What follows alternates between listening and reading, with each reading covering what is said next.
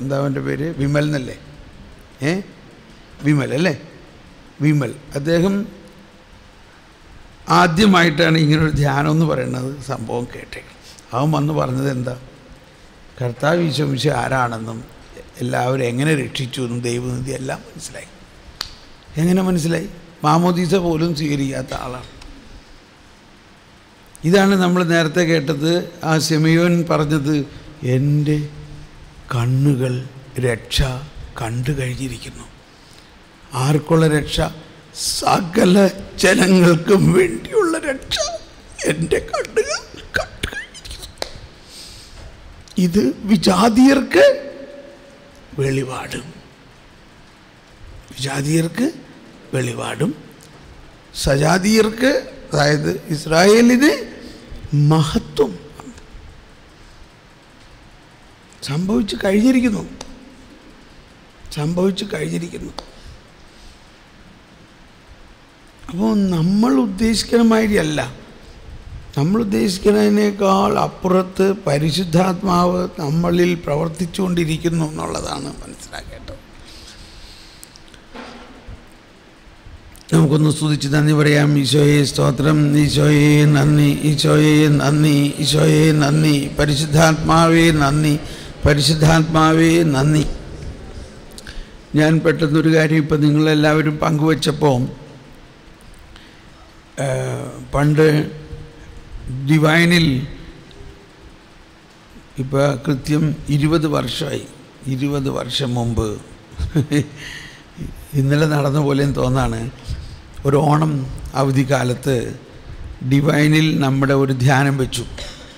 ധ്യാനം വെച്ചപ്പോൾ എന്തുണ്ടായി, ധ്യാനത്തിന് ജനം ഒരുപാട് വന്നു. അപ്പോൾ പനക്കിലച്ചൻ പറഞ്ഞു, അങ്ങനെയാണെങ്കിൽ മെയിൻ സ്റ്റേജിലേക്ക് ആ ധ്യാനം മാറ്റി മെയിൻ സ്റ്റേജിൽ തോമസ് പോള് 5 ദിവസം അങ്ങ് ധ്യാനിപ്പിക്കും. വലിയ സംഭവമാണ്, എനിക്ക് തന്നെ വിശ്വസിക്കാൻ പറ്റില്ല. ദൈവമേ, മെയിൻ സ്റ്റേജിലാണല്ലോ അവിടുത്തെ എല്ലാ അച്ഛന്മാരും എല്ലാ ശുശ്രൂഷകളും, അവരെല്ലാവർക്കും ഓണം വെക്കേഷൻ, അച്ഛന്മാർക്കും ശുശ്രൂഷകർക്കെല്ലാം മെയിൻ സ്റ്റേജിൽ 5 ദിവസം ഫുൾ ധ്യാനം നമ്മുടെ നടത്തി. ഒരു ഭയങ്കര ധ്യാനമായിരുന്നു അത്. അതിൽ കൂടിയവരാരെങ്കിലും ഇവിടെ ഉണ്ടോ?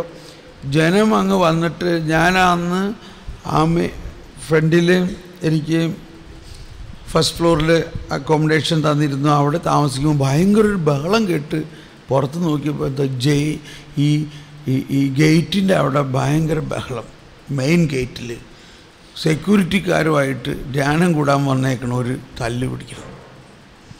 സെക്യൂരിറ്റി പറയാണ്, ഇനി ഇതിൻ്റെ അകത്ത് കിടക്കാൻ പറ്റില്ല, കാരണം ബുക്കിംഗ് കഴിഞ്ഞു, 20,000 പേർക്ക് ഇവിടെ താമസിക്കാൻ സൗകര്യമുള്ളൂ, അതിനിപ്പോൾ 25,000 പേരായിക്കഴിഞ്ഞു, ഇനി ഒരാളെ പോലും കയറ്റരുതെന്ന് പറഞ്ഞേക്കുന്നത്.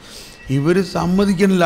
ആൾക്കാർ സെക്യൂരിറ്റിക്കാരനെ മാറ്റി നിർത്തിയിട്ട് ഈ ഗേറ്റിൻ്റെ മുകളിൽ കൂടി എടുത്ത് ചാടുകയാണ്. ഒന്ന് ആലോചിച്ച് നോക്കി, എന്തിനു വേണ്ടി? ആന്തരിക വിശദീകരണത്തെ ആരെ കൂടാൻ? ആലോചിച്ച്, ദൈവമേ, വചനത്തിന് വേണ്ടിയുള്ള മനുഷ്യൻ്റെ ദാഹം. അപ്പം അന്ന് ഇത് എന്നിട്ട് അതിനിടയ്ക്ക് അവർ റേഡിയോയിലൊരു ന്യൂസ് കൊടുത്ത് ഇങ്ങനെ ഇതാണ്. അതോടുകൂടി കുറേ കൂടി ആൾക്കാർ വന്നിട്ട് കിടക്കാനൊന്നും സ്ഥലമില്ലെങ്കിൽ അവർ പറഞ്ഞു, ഞങ്ങൾ നിലത്ത് കിടന്നോളാം. അങ്ങനെ ഏതാണ്ട് 30,000 പേര്. അപ്പോൾ ഈ വിവരം അറിഞ്ഞപ്പോൾ എൻ്റെ അപ്പൻ, ഞങ്ങളുടെ വീട് ചേന്നമംഗലമാണ്, നോർത്ത് പറവൂർ, അധികം ദൂരമില്ല. അപ്പൻ ഒന്ന് കാണാൻ വന്നു. ഈ ജനത്തിൻ്റെ ഇതും ധ്യാനവും കാണാൻ വന്നപ്പോൾ അച്ഛന്മാർ പറഞ്ഞു, സാറ് 2 വാക്ക് പറയേ. അങ്ങനെ അപ്പൻ സ്റ്റേജിൽ കയറിയപ്പോൾ പറഞ്ഞൊരു കാര്യം ഞാൻ പറയാൻ, ഇത് പ്രത്യേകിച്ച് ചെറുപ്പക്കാർക്കും ഗർഭിണികളായിട്ടുള്ളവർക്കും എല്ലാം വളരെ അറിയേണ്ട ഒരു കാര്യമാണ്. അപ്പൻ കുറച്ച് കാര്യങ്ങളൊക്കെ പറഞ്ഞു, പക്ഷെ പ്രധാനമായിട്ട് പറഞ്ഞൊരു കാര്യം ഇതാണ്. ഇവനെ, എന്നെ ചൂണ്ടിക്കാണിച്ചിട്ട്, ഇവനെ അമ്മ പ്രസവിക്കുന്ന സമയത്ത്, ഇവൻ ഞങ്ങളുടെ മൂത്ത മകനാണ്, 10 മക്കളെ അമ്മ പ്രസവിച്ചു. 10 മക്കളിൽ മൂത്ത മകനാണ്. ഇവൻ്റെ അമ്മ പ്രസവിക്കുന്ന സമയത്ത് ഞാൻ അടുത്ത മുറിയിൽ മുട്ടുകുത്തി പ്രാർത്ഥിക്കുകയായിരുന്നു. ഇവൻ്റെ ആദ്യ സ്വരം കേൾക്കാൻ വേണ്ടി ഞാനിങ്ങനെ കാതോർത്ത് പ്രാർത്ഥിക്കുകയായിരുന്നു. ഇവൻ്റെ ആദ്യ സ്വരം കേട്ട മാത്രയിൽ ഞാനത് കർത്താവിന് സമർപ്പിച്ചു. ആ ശബ്ദമാണ് നിങ്ങൾ ഇപ്പോൾ കേൾക്കുന്നത്.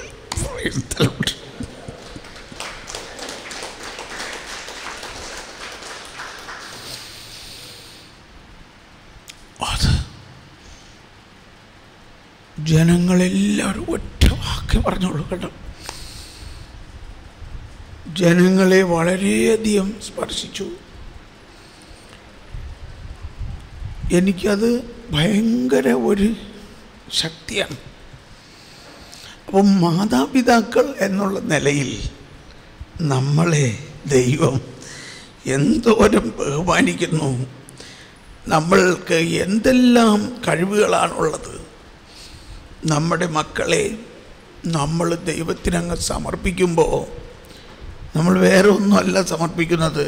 ജെറുസലേം ദേവാലയത്തിൽ ഉണ്ണീശോയെ മാതാവ് പോയി സമർപ്പിച്ച പോലെ തന്നെയല്ലേ അത്? അല്ലേ? നമ്മൾ മക്കളെ, അവരുടെ ശബ്ദത്തെ ഇന്നൊന്ന് ആലോചിച്ച് നോക്കിയേ. ഇപ്പം ഞാൻ 4 ദിവസമായിട്ട് രാവിലെ മുതൽ വൈകുന്നേരം വരെ ഞാൻ പറയുന്നില്ലേ, ദൈവാദ്യം കൊണ്ട് എൻ്റെ ശബ്ദത്തിന് വലിയ കുഴപ്പമൊന്നുമില്ല. ഇത് ഒരു ദിവസമല്ല, 25 വർഷമായി പറയുന്ന ശബ്ദമാണ്. 25 വർഷം.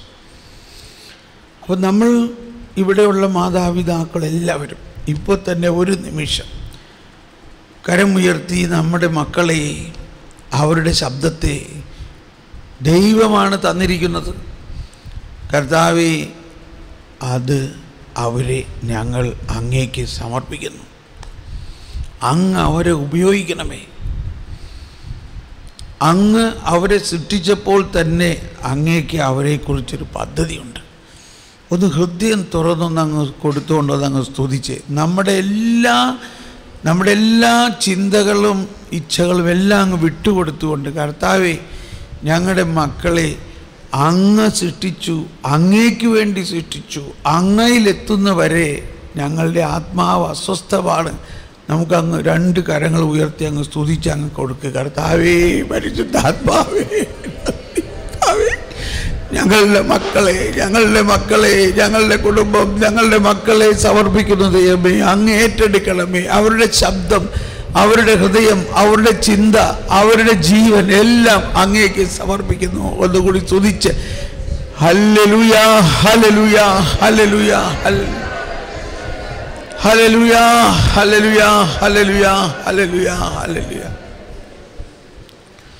Price the Lord.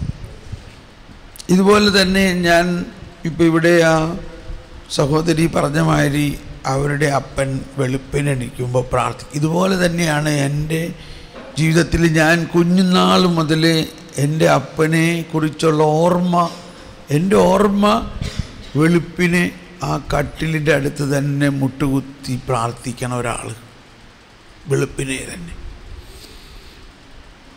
അപ്പോൾ 10 മക്കളെ വളർത്തി എടുക്കാൻ അവരെന്ത് ചെയ്തു?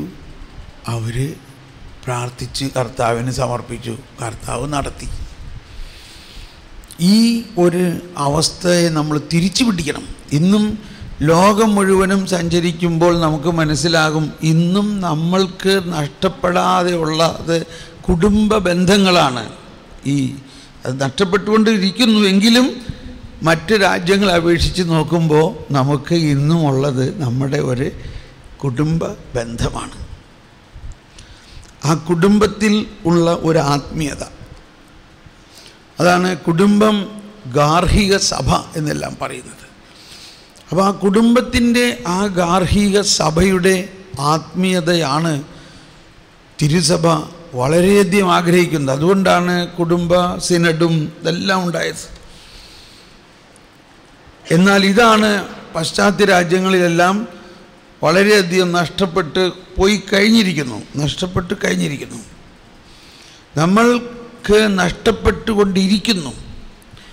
അപ്പോൾ ഇവിടെ നമ്മൾ കേട്ട സാക്ഷ്യങ്ങളിൽ കണ്ടോ, 9 മക്കളുണ്ടായിരുന്നു. ആ അപ്പനും അമ്മയും എങ്ങനെ ആ കുടുംബത്തെ നയിച്ചു, ഇത് നമുക്കിപ്പോൾ ഓർമ്മയുണ്ടല്ലോ.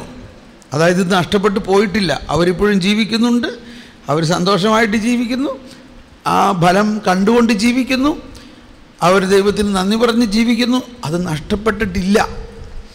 പക്ഷെ അതിനെ തുടരാൻ വേണ്ടി നമ്മൾ ഇനി ആധുനിക കാലഘട്ടത്തിൽ അന്ന് അവർ ജീവിച്ചിരുന്ന കാലഘട്ടത്തിനേക്കാൾ കൂടുതൽ ഡിമാൻഡിങ് ആണ് ഇപ്പോൾ എന്ന് പറഞ്ഞാൽ.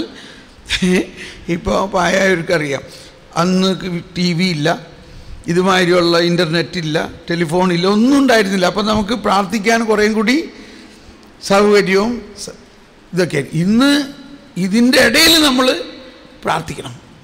അതിലൂടെ കടന്നു വരുന്ന അശുദ്ധിയെയും കൂടി നമ്മൾ വിശുദ്ധീകരിക്കണം. അപ്പോൾ അന്ന് പ്രാർത്ഥിച്ച മാതിരി പ്രാർത്ഥിച്ചാൽ മതിയോ? അതിലും കൂടുതലായ പ്രാർത്ഥനയും അതിലും ഞാൻ ഒരു പ്രാവശ്യം പറഞ്ഞു എന്നാണ് തോന്നുന്നത്. നമ്മുടെ പ്രാർത്ഥനയിൽ ഉണ്ടാകേണ്ട ഒരു ചെറിയ വ്യത്യാസം ഞാൻ വീണ്ടും പറയുകയാണ്. എണീക്കുമ്പോൾ തന്നെ വ്യക്തിപരമായി കുറച്ച് സമയം പ്രാർത്ഥിക്കുക, കുറച്ച് സമയം.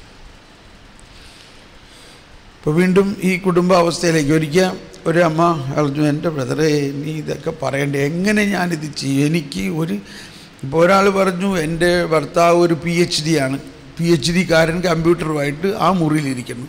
മൂത്ത മകളും PhD ആണ്, അവൾ വേറൊരു മുറിയിലും കമ്പ്യൂട്ടറായിട്ടിരിക്കുന്നു. ഒരു മകൻ PhD ലക്ഷ്യം വെച്ച് പഠിച്ചുകൊണ്ടിരിക്കുന്നു, അവൻ വേറെ.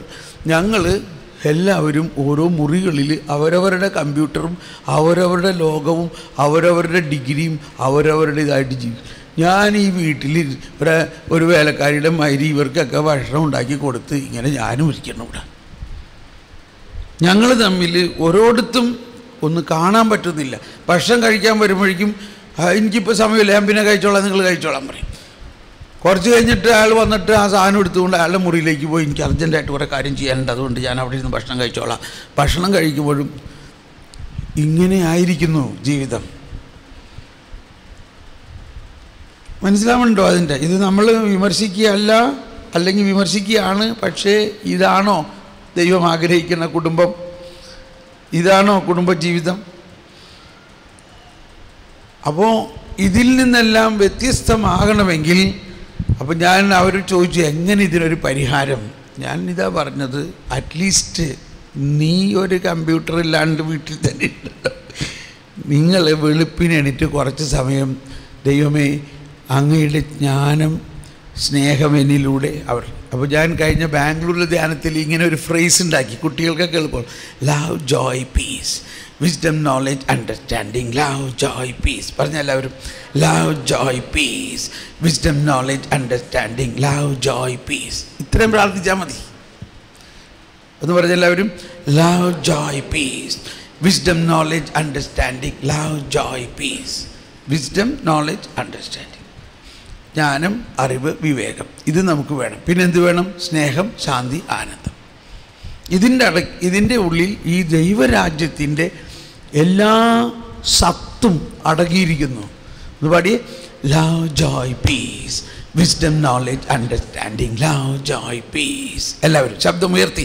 Wisdom knowledge understanding. Love joy peace. Love joy peace wisdom knowledge. അപ്പോൾ നമ്മുടെ പ്രാർത്ഥനയ്ക്കിടെ എന്തെല്ലാം നമ്മൾ പ്രാർത്ഥിച്ചാലും എന്തെല്ലാം നിയോഗങ്ങൾ വെച്ചാലും ഈ കിങ്ഡം വാല്യൂസ്, ഈ ദൈവരാജ്യത്തിൻ്റെ രഹസ്യങ്ങളായിട്ടുള്ള ഇത് നമ്മളിലേക്ക് വരണം. നമ്മളിപ്പോൾ ഇവിടെ നിർത്താം. നമ്മൾ ഊണ് കഴിഞ്ഞിട്ട് എല്ലാവരും വേഗം തന്നെ വരിക.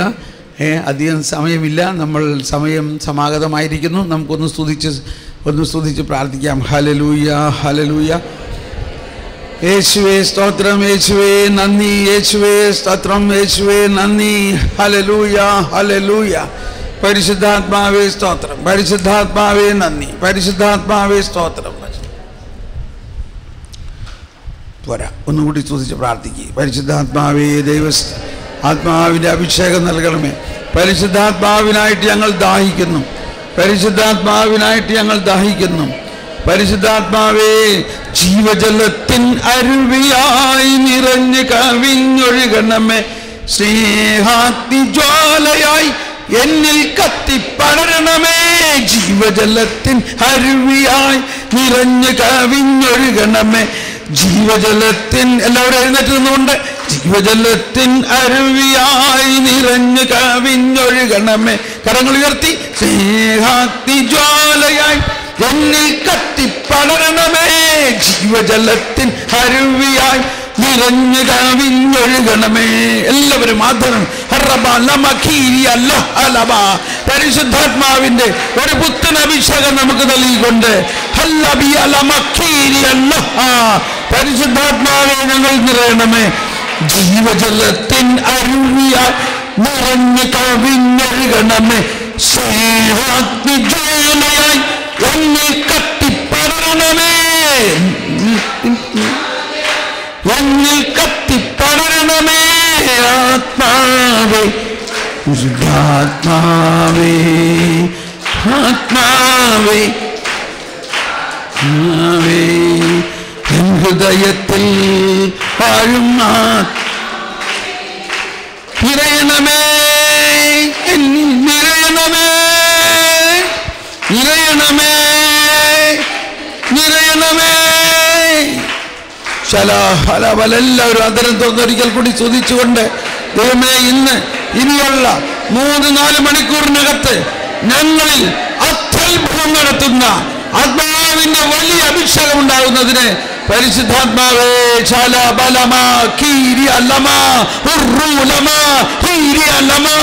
ഞങ്ങളിലുള്ള എല്ലാ വരദാനങ്ങളും തുറക്കണമേ. പരിശുദ്ധാത്മാവേ, നന്ദി, നന്ദി, നന്ദി, നന്ദി. Praise the Lord. ആമേൻ. വേഗം ഭക്ഷണം കഴിച്ച് ഓടി വായോ. എനിക്കൊരു വിശ്രമം എടുക്കുന്നില്ല. ഞാൻ 1:30 തന്നെ നമ്മളിവിടെ എത്തണം. 1:30